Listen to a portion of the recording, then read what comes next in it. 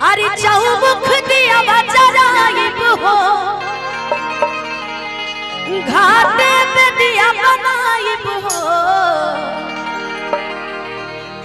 ए छठी मैया को दिया में देबू जब ललानवा हो अरघिया देवे घटिया पयाइब हो कि कोसिया भराब चौमुख दिया बजराइब हो, घाटे पे दिया बनाइब हो।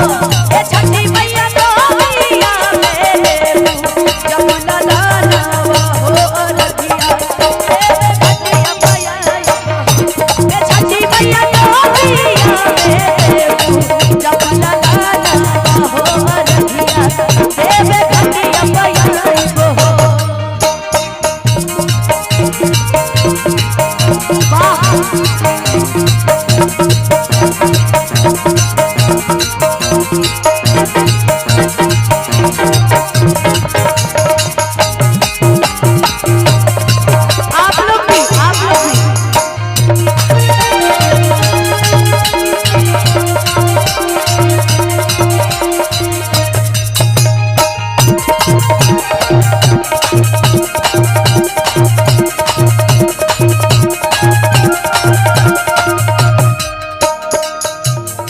कुबेर यादव जी बागी बलिया उत्तर प्रदेश से, इनकी तरफ से हजारों हजार रुपए का आशीर्वाद हो।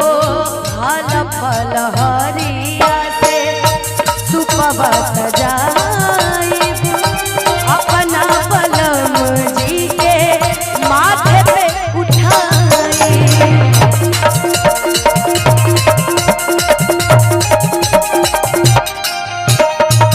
अशोक यादव जी मुखिया जयप्रकाश नगर बलिया, इनकी तरफ से भी हजारों हजार रुपए के आशीर्वाद बा।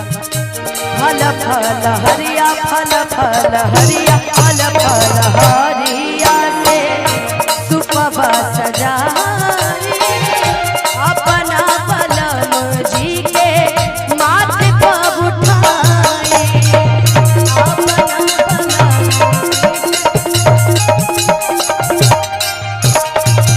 घावध ले आई घाटे अरघ कराइब हो, छठी मैया में दिया बनाइब हो।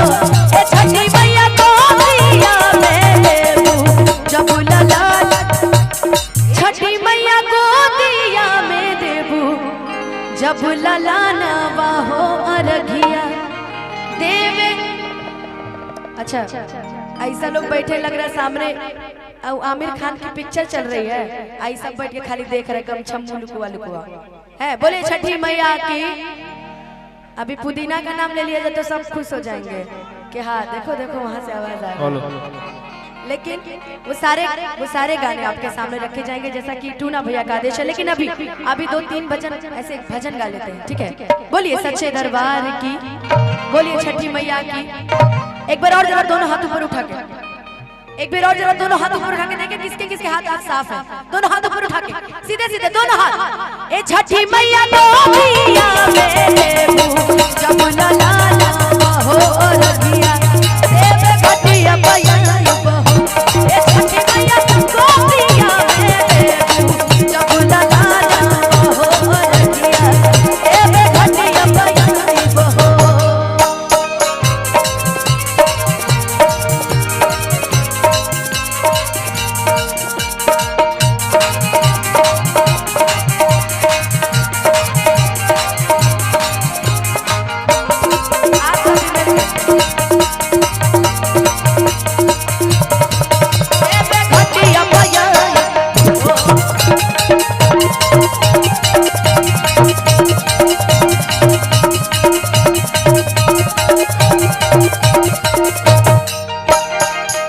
और जी अनुपमा के कैला कबूल हो, देता ये छठी मैया सुनर ये गो फूल।